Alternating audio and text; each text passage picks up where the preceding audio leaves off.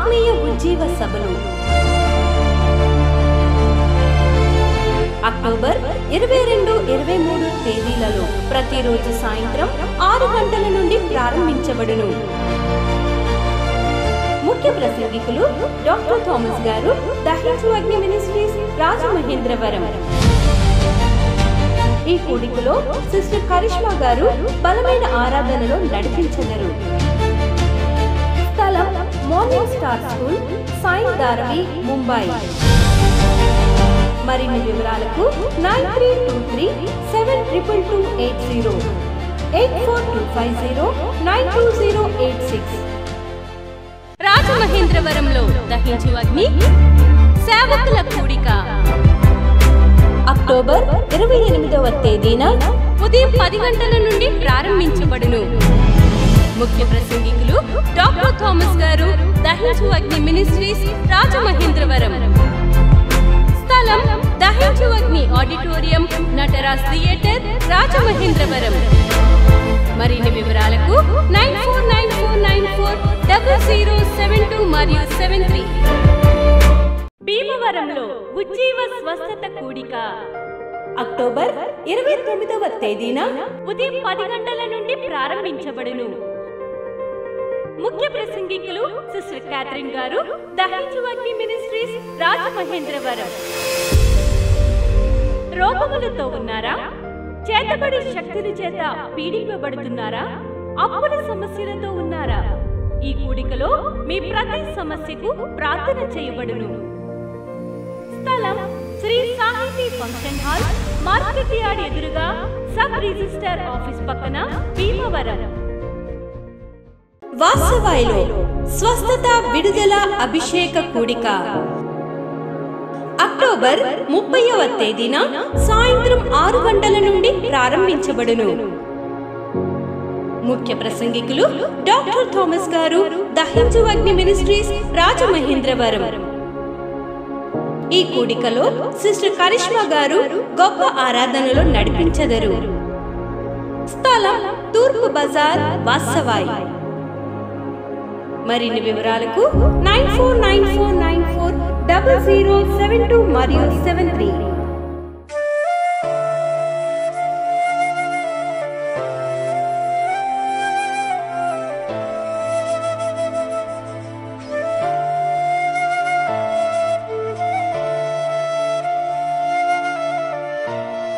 అందరికీ praise lord.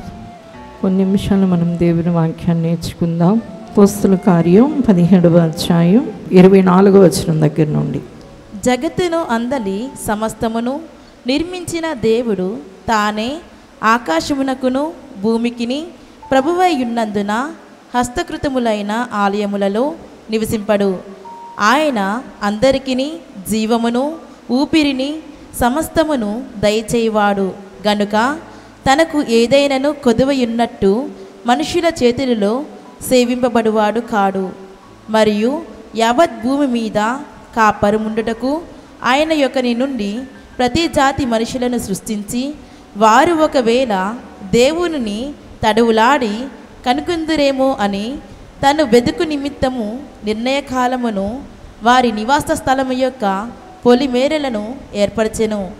ఆయన మనలో ఎవనికిని దూరముగా ఉండువాడు కాడు. ఆమేన్, హల్లెలూయా. ఆయన మనలో ఎవరికి దూరముగా ఉండువాడు కాడు. ఇది దేవాది దేవుని గురించి వ్రాయబడిన మాట. మానవులందరూ కూడా దేవుని తెలుసుకుని వెతికి దేవుని తెలుసుకోవాలని ఆయన ఎవ్వరికీ దూరంగా లేడట. ఆయన ప్రతి వారు కూడా తను తెలుసుకోవడానికి అవకాశాలను ఇస్తూ ఉన్నాడు. అయితే మానవులు దేవుని వెతుకున్నప్పుడు మాత్రమే దేవుడు దొరుకుతాడు. వెతికేవారే అన్ని కనుగొనగలుగుతారు. అలా వెతుక్కోవాలని దేవుడు వారి కొరకు అనేక రీతులుగా ఏర్పాట్లు జరిగిస్తూ ఉన్నాడు.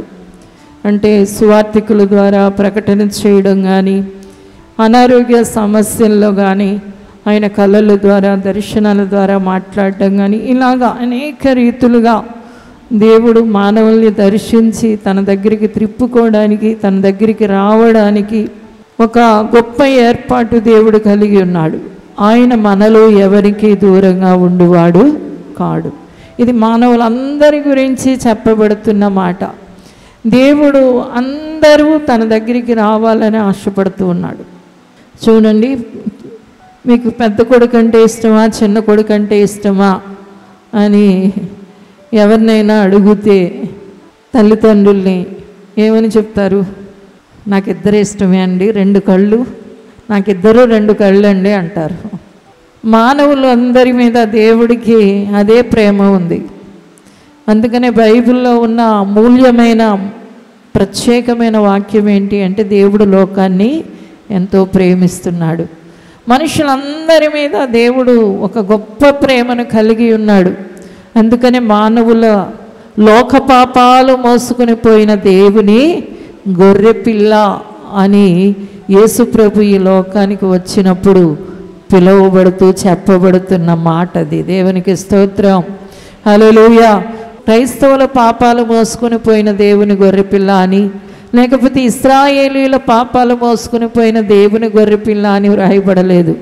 లోకమంతటి పాపాలు మోసుకొని పోయిన దేవుని గొర్రెపిల్ల. దేవునికి స్తోత్రం, హల్లెలూయా. సర్వలోకానికి ఆయన శాంతికరమై ఉన్నాడు. సర్వలోకం పాపాలకి ఆయన ప్రాయశ్చిత్తమయ్యాడు. సర్వలోక మనుషుల్ని దేవుడు ఎంతో ప్రేమతో ప్రేమిస్తున్నాడు. ప్రతి మనిషిని దేవుడు ప్రేమిస్తున్నాడు. దేవుని బిడ్డలారా, దేవుడు ప్రేమించని మనిషి అంటూ ఈ భూమి మీద ఎవరూ లేరు. అందుకనే క్రైస్తవులు అయినబడిన వారు, సేవకులు అనబడిన వారు ఈ రోజున మన దహించగ్ని మినిస్ట్రీ ద్వారా సేవ అనేక రీతులుగా జరుగుతూ ఉంది. మీకు అందరికీ తెలుసు, మనం టీవీ పరిచర్యలకి ఎంతో ధనాన్ని హెచ్చించి టీవీ ద్వారా దేవుని వాక్యాన్ని అందజేస్తున్నాం. అంటే ఎవరైనా ఆ మాటలు తెలుసుకుని దేవుణ్ణి నమ్ముతారని. అలాగే 75,000 మందికి ఉచితంగా పత్రిక పంపించి సేవ చేస్తున్నాం.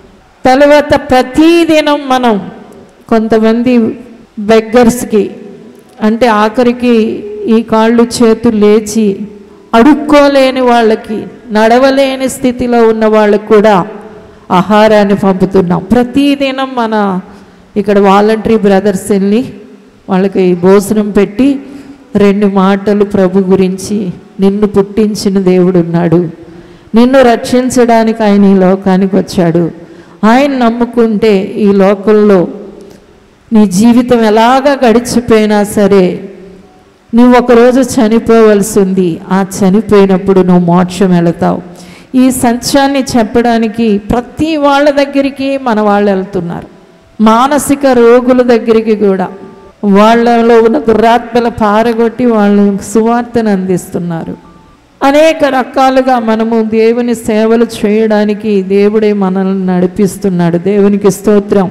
ఎందుకంటే యేసుక్రీస్తు ప్రభు అందరి దేవుడు. హల్లెలూయా. ఆయన అందరి ప్రభు, అందరికీ ఆయన ఉపకారి అయి ఉన్నాడు.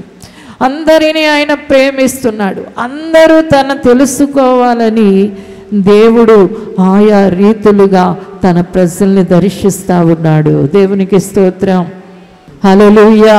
ఎందుకంటే మన బిడ్డల్ని మనం ఏం చేస్తాం చెప్పండి?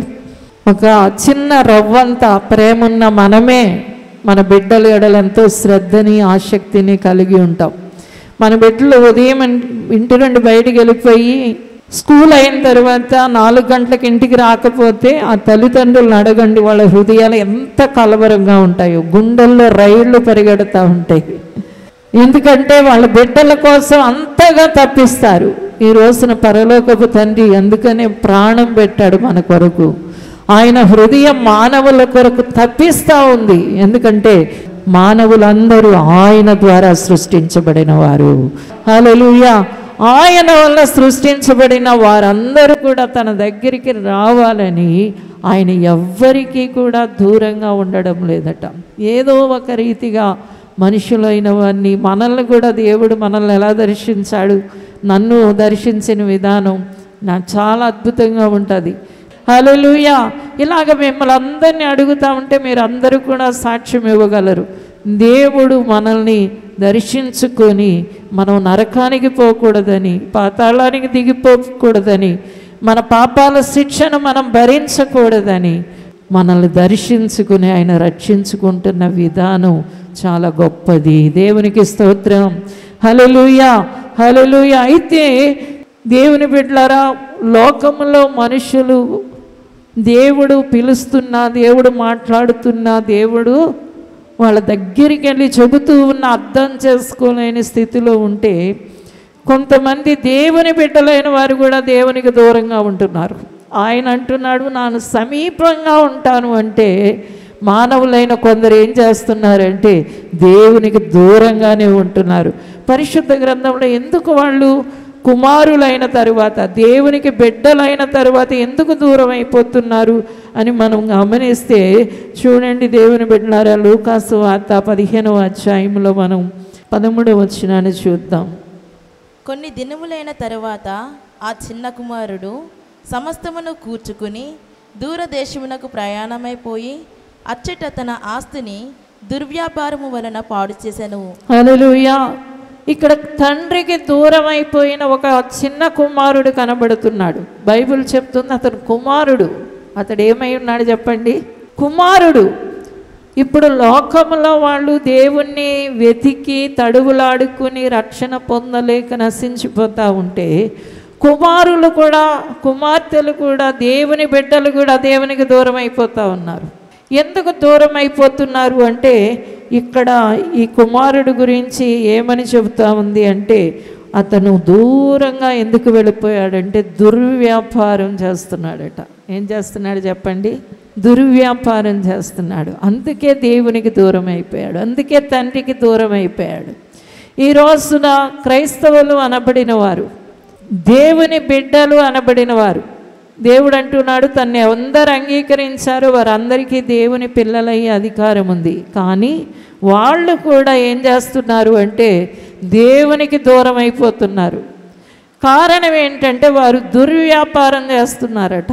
దుర్వ్యాపారము అంటే లోక సంబంధమైన కోరికలు, లోక సంబంధమైన అపవిత్రతకి ఆశపడేవాళ్ళు. ఉదయం నుండి రాత్రి వరకు ఏదో ఒక లోక సంబంధమైన వాటిని చూడడానికి, లోక సంబంధమైన వాటిని వినడానికి, లోక సంబంధమైన వాటిని అనుభవించడానికి ఆశపడే జీవితాలు దేవునికి ఏమైపోతారు అంటే దూరం అయిపోతారు. ఈ వ్యక్తి ఏం చేస్తాడు అంటే, ఈ చిన్న కుమారుడు అనేవాడు దేవునికి, తండ్రికి దూరం అయిపోయాడు. కుమారుడే కానీ తండ్రి ఇంటిలో ఉండవలసింది, తండ్రి దగ్గర కూర్చోవలసింది, తండ్రితో కలిసి కబుర్లు ఆడవలసింది, తండ్రి మాటలు వినవలసింది, తండ్రి పెట్టే వాటిని తినవలసింది, ఆ సంతోషంలో మునిగి తేలవలసిన ఈ కుమారుడు ఏం చేస్తున్నాడంటే దుర్వ్యాపారం చేస్తున్నాడంట. అంటే లోకమే కావాలి. ఉదయం లేచిన దగ్గర నుండి రాత్రి వరకు లోకం లోకం లోకం లోకం లోకం. ఈ లోకం కావాలనుకునే మనుషులు లోకపు మాటలు కావాలి, లోకపు ఫ్యాషన్స్ కావాలి, లోకంలో ఉన్న విషయాలు కావాలి, లోకంలో ఉన్న మనుషులు కావాలి, లోకంలో ఉన్నవే కావాలి కావాలి కావాలి. ఉదయం నుంచి రాత్రి వరకు ఇదే తాపత్రయం, ఇదే యాపకం, ఇదే ఇదే ఇదే. ఆఖరికి ఏమైపోయాడు చెప్పండి?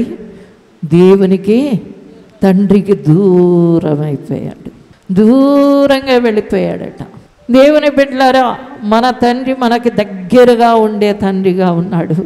ఆయన మన సమీపంగా ఉన్నాడు. ఆయన పిల్లలుగా మనల్ని చేసుకున్నాడు. అంటే పిల్లలుగా చేసుకున్న చిన్నపిల్లలు, మన సొంత పిల్లలు, వాళ్ళు చిన్న ప్రాయంలో ఉన్నప్పుడు నాన్న ఎత్తుకో అంటే ఏ తండ్రి ఎత్తుకోకుండా ఉంటాడు చెప్పండి? ఏ తల్లి ఒడిలో పెట్టుకోకుండా ఉంటుంది చెప్పండి? ఏ తండ్రి వీపులో ఎక్కించుకోకుండా ఉంటాడు చెప్పండి? ఎందుకంటే ఆ పిల్లలు అంటే వాళ్ళు ఒడిలో ఉండేవాళ్ళు, వాళ్ళు వీపు మీద ఎక్కేవాళ్ళు, వాళ్ళు భుజాల మీద మోయబడేవారు, వారు చంకనెత్తబడేవారు. ఇలాంటి అద్భుతమైన తండ్రి సంబంధానికి దూరం ఎందుకైపోతారు అంటే లోకం కోసం ఆరాటం, లోకాన్ని ఆశపడేవాళ్ళు, లోక సంబంధమైన విషయాలే. ఈరోజు చాలామంది ఇళ్ళ దగ్గర ఉండి రాలేకపోవడానికి కారణం టీవీల ముందు కూర్చుంటారు. కొంతమంది ఉదయం నుంచి బైబిల్ చదివేవా అంటే చదవరు, ఎందుకంటే సెల్ ఫోన్తో ఉండిపోతారు. వాళ్ళకి వ్యర్థమైన లోక సంబంధమైన విషయాలన్నీ కావాలి, అన్నీ కావాలి. అక్కడేం జరుగుతుంది, ఇక్కడేం జరుగుతుంది, వాళ్ళు వీళ్ళు అది ఇది. కానీ ఒక్క గంట సేపు అయినా దేవుని దగ్గర కూర్చోవడానికి, మందిరానికి రావడానికి, ప్రార్థన చేయడానికి, వాక్యం చదవడానికి ఇష్టం లేని వారిగా ఉంటారు. అలాంటి వారు మేము క్రైస్తవులమే అని చెప్పుకోవచ్చు, కానీ వాళ్ళు ఎవరు?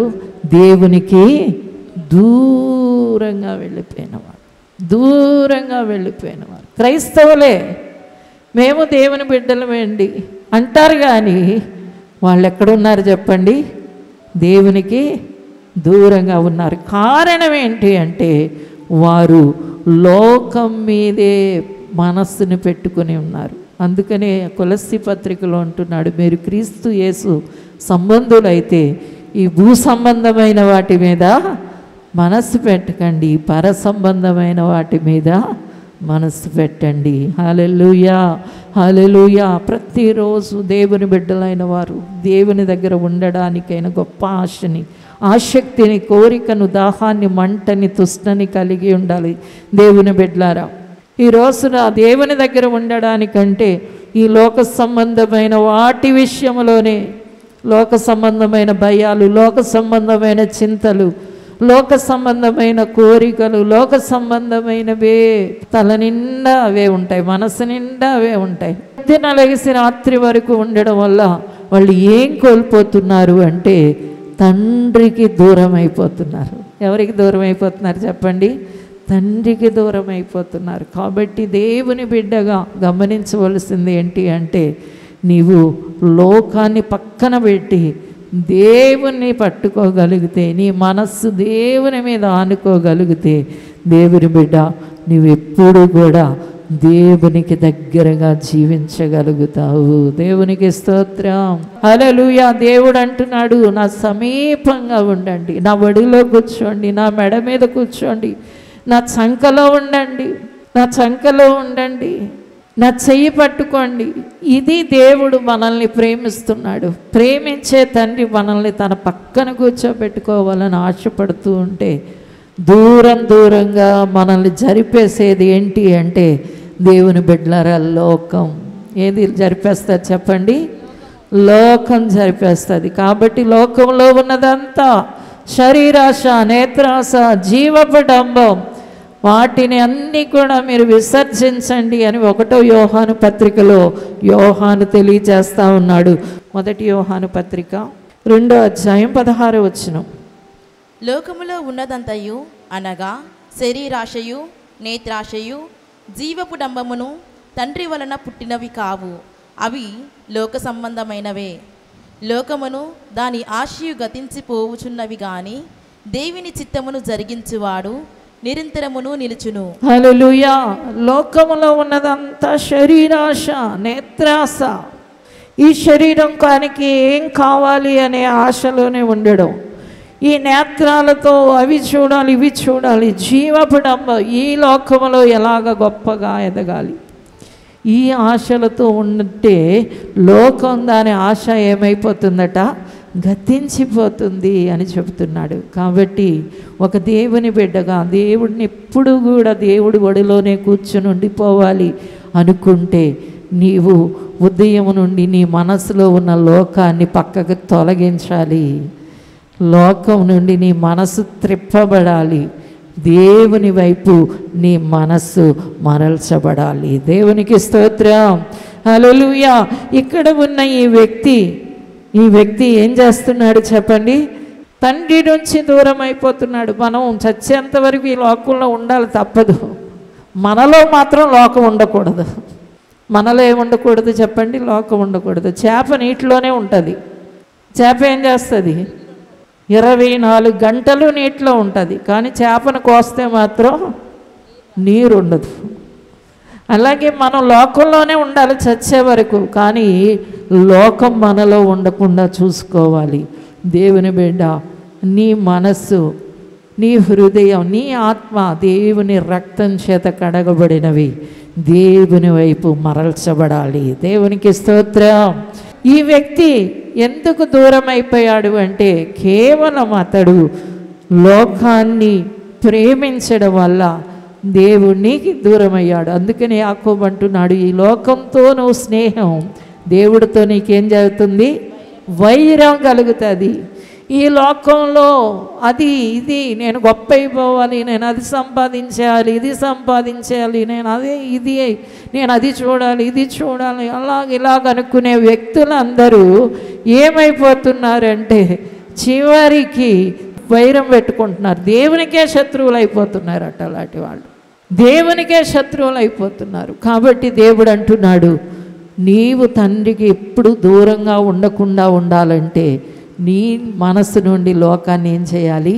పక్కకి నెట్టివేయాలి. లోకంలో భయాలు, లోకంలో చింతలు, లోకంలో ఆశలు, లోకంలో కోరికలు, లోక మర్యాదలు, లోక ఇష్టాలు, లోక మనుషులు, ఇంత అస్తమానంగా పొద్దస్తమాను రాత్రి వరకు లోకంలో ఉన్న మనుషులు మాటలు, ప్రేమలు, ఇష్టాలు, ఇది నిన్ను నీ తండ్రికి ఏం చేస్తుంది చెప్పండి?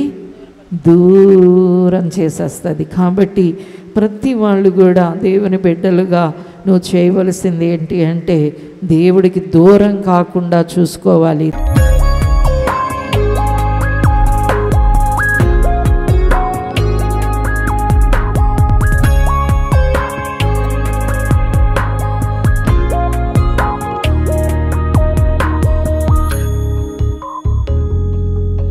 పరిశుద్ధమైన తండ్రి, నీకు వందనాలు చెల్లిస్తున్నాను. వాక్యాన్ని విన్న ప్రతి బిడ్డ అయ్యా సంపూర్ణంగా నిన్ను హత్తుకుని జీవించుదురుగాక, సంపూర్ణంగా నీలో నిలిచి ఉందురుగాక, సంపూర్ణంగా నీతో స్నేహ సంబంధాన్ని కలిగి ఉందురుగాక. వారిని నిన్ను వేరు చేసేవి యేసునామములో పెరిగివేయబడునుగాక. ఆశీర్వదించమని యేసునామమును అడుగుచున్నాము తండ్రి, ఆమేన్. లైవ్లో పాల్గొందిన వారి కొరకు ప్రార్థన చేస్తాను. దయగల మా యేసయ్య, ఈ లైవ్లో పాల్గొందిన నీ బిడ్డలందరినీ ఆశీర్వదించండి. నీ బిడ్డలు దీవించబడాలి ప్రభా, వర్ధిల్లాలి ప్రభా, ఫలించాలి నా తండ్రి, అభివృద్ధి చెందాలి ప్రభా. యేసునామమును ఆశీర్వదిస్తూ యేసునామమును అడుగుచున్నాము తండ్రి, ఆమేన్, ఆమేన్. ముంబైలో దహించు అగ్ని ఆత్మీయ ఉజ్జీవ సభలు అక్టోబర్ 22, 23 తేదీలలో ప్రతిరోజు సాయంత్రం 6 గంటల నుండి ప్రారంభించబడును. ముఖ్య ప్రసంగికులు డాక్టర్ థామస్ గారు, దహించు అగ్ని మినిస్ట్రీస్, రాజమహేంద్రవరం. ఈ కూడికలో సిస్టర్ కరిష్మా గారు బలమైన ఆరాధనలో నడిపించెదరు. స్థలం morning star school, Sai Dharavi, Mumbai. మరిన్ని వివరాలకు 9323722280, 8425092086. రాజమహేంద్రవరంలో దహించు అగ్ని సేవకుల కూడిక అక్టోబర్ 28వ తేదీన ఉదయం 10 గంటల నుండి ప్రారంభించబడును. ముఖ్య ప్రసంగికులు డాక్టర్ థామస్ గారు, దహించు అగ్ని మినిస్ట్రీస్, రాజమహేంద్రవరం. స్థలం దహించు అగ్ని ఆడిటోరియం, నటరాజ్ థియేటర్, రాజమహేంద్రవరం. మరిన్ని వివరాలకు 9494940072 మరియు 73. భీమవరంలో ఉజ్జీవ స్వస్థత కూడిక అక్టోబర్ 29వ తేదీన ఉదయం 10 గంటల నుండి ప్రారంభించబడును. ముఖ్య ప్రసంగికులు సిస్టర్ క్యాథరిన్ గారు, దహించు అగ్ని మినిస్ట్రీస్, రాజమహేంద్రవరం. రోగములతో ఉన్నారా? చేతబడి శక్తుల చేత పీడింపబడుతున్నారా? అప్పుల సమస్యలతో ఉన్నారా? ఈ కూడికలో మీ ప్రతి సమస్యకు ప్రార్థన చేయబడును. స్థలం శ్రీ సాహితీ ఫంక్షన్ హాల్, మార్కెట్ యార్డ్ ఎదురుగా, సబ్ రిజిస్టర్ ఆఫీస్ పక్కన, భీమవరం. వాసవాయిలో స్వస్థత విడుదల అభిషేక కూడిక అక్టోబర్ 30వ తేదీన సాయంత్రం 6 గంటల నుండి ప్రారంభించబడును. ముఖ్య ప్రసంగికులు డాక్టర్ థామస్ గారు, దహించు అగ్ని మినిస్ట్రీస్, రాజమహేంద్రవరం. ఈ కూడికలో సిస్టర్ కరిష్మా గారు గొప్ప ఆరాధనలో నడిపించెదరు. స్థలం తూర్పు బజార్, వాసవాయి. మరిన్ని వివరాలకు 9494940072 మరియు 73. అచ్చంపేటలో పరిశుద్ధాత్మ అభిషేక విడుదల కూడిక నవంబర్ 4వ తేదీన ఉదయం 10 గంటల నుండి ప్రారంభించబడును. ముఖ్య ప్రసంగికులు డాక్టర్ థామస్ గారు, దహించు అగ్ని మినిస్ట్రీస్, రాజమహేంద్రవరం. ఈ కూడికలో సిస్టర్ కరిష్మా గారు బలమైన ఆరాధనలో నడిపించెదరు. స్థలం Angirekula function hall, Hyderabad road, Achampet. మరిన్ని వివరాలకు 9100099643 మరియు 9494940072 మరియు 73. ఇది కుటుంబ ఆశీర్వాద కూడిక. ఇక్కడ మేము మా కుటుంబాలను కట్టుకున్నాం. మరి మీరు? అయితే ప్రతి శుక్రవారం రాజమహేంద్రవరంలో జరిగే ఈ కుటుంబ ఆశీర్వాద కూడికలో పాల్గొనండి. ఈ కూడిక జరుగు స్థలం దహించు అగ్ని ఆడిటోరియం, నటరాజ్ థియేటర్, రాజమహేంద్రవరం. సికింద్రాబాద్ లో దహించు అగ్ని అద్భుత అసాధారణ కూడిక ప్రతి శనివారం సాయంత్రం 5 గంటల నుండి ప్రారంభించబడును. స్థలం SPG church ground, alpha hotel వెనుక, సికింద్రాబాద్. మరిన్ని వివరాలకు 9494940074 మరియు 75.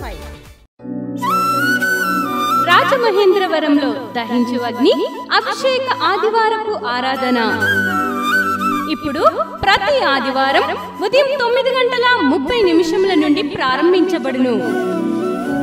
తప్పక పాలు పొందండి, దైవిక ఆశీర్వాదం పొందండి. స్థలం దహించు అగ్ని ఆడిటోరియం, నటరాజ్ థియేటర్, రాజమహేంద్రవరం. మీ ప్రార్థన అవసరతలకు 9494940072 మరియు 73. ఈ టీవీ కార్యక్రమాన్ని చూసి ఆశీర్వదించబడినట్లయితే దహించు అగ్ని టీవీ పరిచర్యకు మరియు బ్లెస్సింగ్ ల్యాండ్ కు సహకరించండి. దహించు అగ్ని trust current account number 357222444370, State Bank of India, main branch, Rajamahendravaram. My address doctor Thomas, దహించు అగ్ని మినిస్ట్రీస్, తుమ్మలోవా, రాజమహేంద్రవరం.